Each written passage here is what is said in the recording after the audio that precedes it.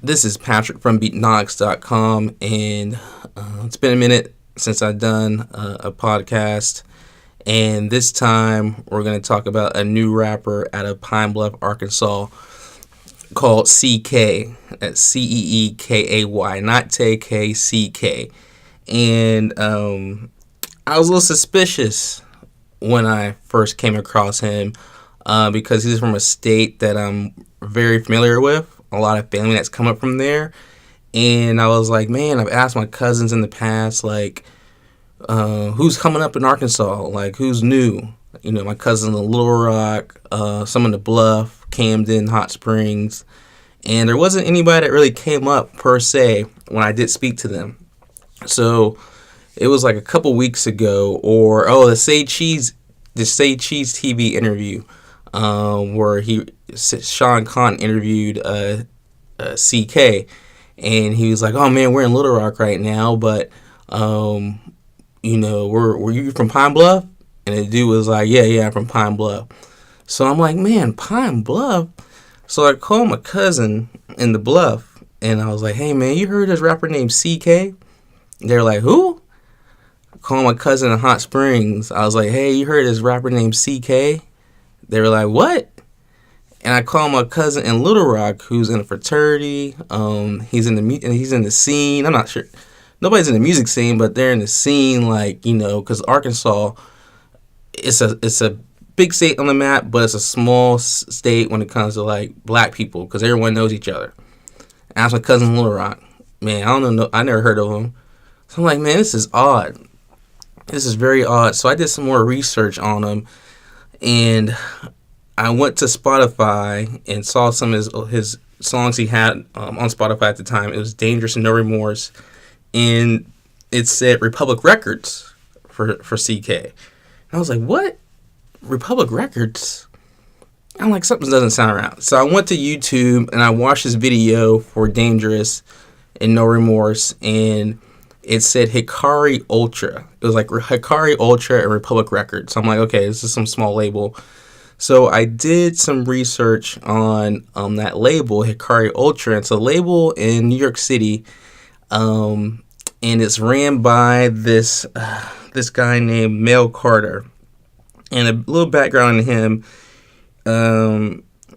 Let's see. He recently announced a joint venture with Republic Records and called his own label Hikari Ultra. He was also an A&R consultant for Republic. And so he's close to the owners of Republic Records. And people that don't know, Republic Records, they are the people that brought you Lil Wayne, Nicki Minaj, Drake, Taylor Swift, all these big names. And they're owned by the Littman brothers, Avery Littman and Monty Littman. And I said, okay, this is getting a little weird. Okay, Pine Bluff and this label in New York. So I was like, okay, I got to do some more research. So I Googled Cee Kay. I put in Ceekay. I Googled it. And nothing. And I'm like, this can't be true. I've seen the Splurges. I've seen the Quentin and Fins. I've seen these guys just, grind it out. Quentin and Finn, he could barely get a hook back in 2015. Now look at him. These guys started out with 20,000 views to 100,000 views to 1 million. Splurge, I seen it with my own eyes. You can look at my past videos where I seen him grow. When you go from like a nobody to like millions of views, that's like a definition of an industry plant.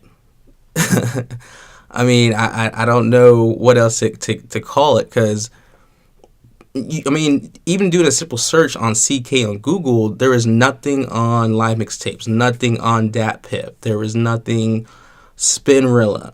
Like, it's crazy how the industry works, where they can find you and package you and get you ready to monetarily make money for that company. So if people don't know, an industry plan is pretty much you're found, you're packaged, you're molded, and then you're released to the public. And, you've been trained to be successful.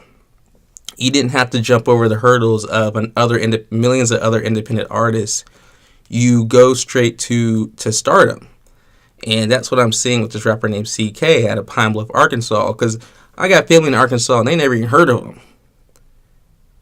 And somehow this label guy, Mel Carter in New York, finds Cee Kay in Pine Bluff, Arkansas. I don't know how that happened, and molded him and just released him. So now he's getting he just had a song with NBA YoungBoy, and I find that very interesting. The timing of their collaboration, because NBA YoungBoy, he's always in the news for just almost going to jail. Like, pretty soon he looks like he's gonna get locked up for a long time. So the timing of all that, it seemed like, hey, they're gonna pass this torch from NBA YoungBoy to Cee Kay. And whatever happens to NBA YoungBoy, Cee Kay can kind of like carry the torch, because NBA YoungBoy's at Atlantic Records, Cee Kay is Republic Records. And Republic has been known for just signing these quote-unquote industry plants. What, Baby Goth, they call it Post Malone industry plant. Republic Records has always been known in the past for just molding these people and releasing them, and they become successful. Now, whatever they're doing at Republic Records, it works. But I think the general public is getting smarter. They're questioning where these guys are coming from. And especially, from Arkansas, like, there's been no rapper from Arkansas. Neo's from Camden, but he left Camden after he was born. Memphis is the closest thing in Arkansas, but most guys represent Memphis, Tennessee. And no, it's crazy.